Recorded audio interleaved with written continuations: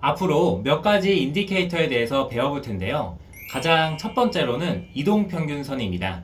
제가 가장 많이 활용하기도 하고 간단하지만 정말 중요한 개념들을 내포를 하고 있습니다. 그래서인지 이동평균선을 파생으로 한 인디케이터들도 정말로 많습니다.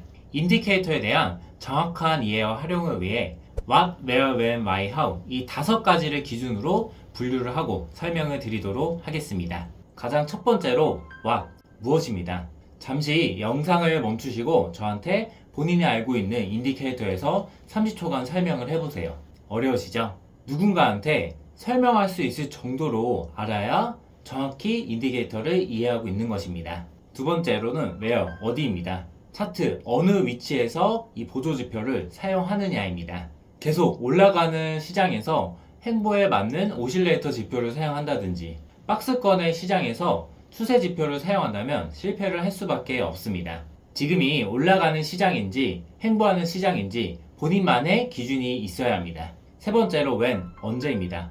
이 보조 지표를 활용해서 언제 진입하고 청산하는지입니다. 많은 분들이 물어보십니다. 언제 매수를 하면 좋을까요? 물론 중장기에 투자를 하신다면 정확한 진입 타점을 요구하지 않을 수 있겠지만 단기적으로 매매하시는 분들에 있어서는 진입 타점은 정말로 중요합니다. 진입을 잘해야 손실 대비 이익을 많이 낼 수 있기 때문이죠. 본인만의 진입 기준이 정립된다면 다음으로 청산에 대해서도 고민이 되실 겁니다. 매수는 기술, 매도는 예술이란 말이 있듯이 다양한 방법이 있고 본인만의 많은 경험을 요구를 합니다. 제가 알려드리는 방법이 모두 정답은 아니지만 여러분들에게 힌트를 제공을 해드릴 수는 있습니다. 네 번째로 why, 왜입니다. 왜 지표를 사용하시나요? 수많은 지표들이 있고 만들어진 이유도 다양합니다. 최초 이 지표를 만든 의도가 있을 텐데 많은 분들이 병행하거나 다르게 사용하는 분들이 많습니다. 결론적으로 말씀드리면 개발 의도와 부합해서 사용을 하고 그 안에서 응용하는 것이 가장 좋습니다. 다섯 번째, how, 어떻게입니다. 우리는 이 보조 지표를 사용하면 돈을 번다더라. 즉 앞의 과정을 무시하고 how에만 집중을 하고 있습니다. 몇 번은 운으로 맞출 수 있겠지만 시장은 호락호락하지 않습니다. 수많은 변형들이 존재하고 말도 안 되는 사항들이 자주 발생을 합니다. 그래서 이 5가지를 모르고 사용한다는 것은 마치 전쟁터에서 총만 들고 전술 없이 싸우는 것과 같다고 생각을 합니다.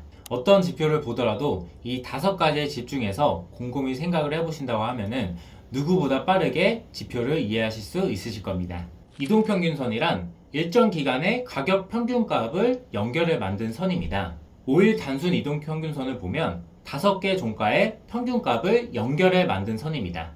5일은 5개, 20일은 20개의 평균값을 이어서 만든 것이죠. 기간이 짧을수록 가격과 비슷하게 움직이고 기간이 길어질수록 완만하게 움직이겠죠. 그래서 120일, 240일처럼 장기 이동평균선의 경우 시장의 큰 추세를 알려주는 역할을 하게 됩니다. 이동평균선은 추세 구간에서 사용을 합니다. 또한 보합에서 추세로 전환되는 시점에서도 사용할 수가 있죠.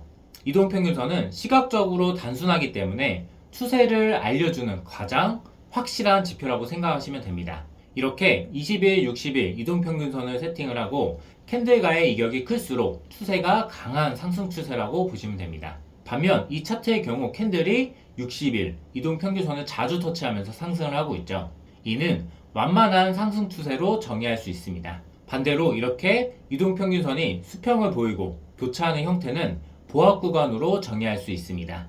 일반적으로 이동평균선의 골든크로스에서는 매수, 데드크로스에서는 매도 시기로 사용을 합니다. 골든크로스란 단기 이동평균선이 장기 이동평균선을 상향 돌파한 것을 말합니다. 최근 가격에 민감한 단기 이동평균선이 가격에 둔감한 장기 이동평균선을 뚫었다는 것은 최근 시장이 상승 추세로 접어든 것을 의미하죠. 주의할 점은 골든크로스가 나왔다고 해서 바로 매수 진입하기에는 시점이 늦을 수가 있습니다.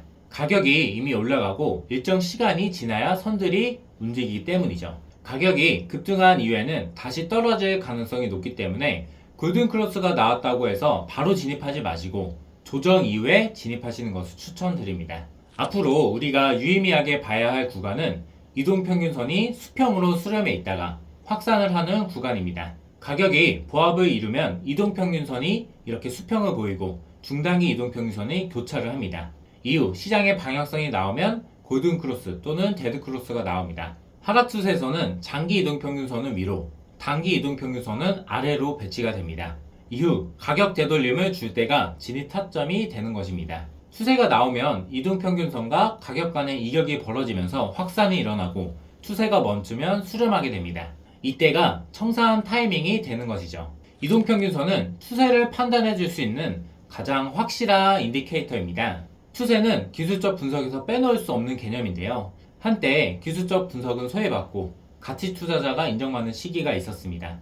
이 힘든 시기를 극복하게 해준 것이 추세 분석입니다. 간단하게 오르는 것은 계속 오르고 떨어지는 것은 계속 떨어진다입니다. 가격에도 이런 관성의 법칙이 존재하는 것이죠.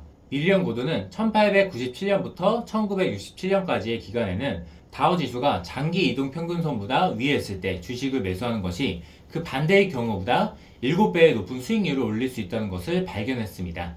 미국 시장에서 200의 이동평균선을 이용한 매매 전략을 따르는 투자자들은 1987년 10월 19일 대폭락도 피해갈 수 있었다고 합니다. 사례에서 보듯이 저도 장기 이동평균선으로 추세를 보는데요. 단기 트레이딩을 할 때는 4시간 차트에서의 240 이동평균선을, 중장기 스윙 트레이딩 할 때는 241 이동평균선을 활용합니다.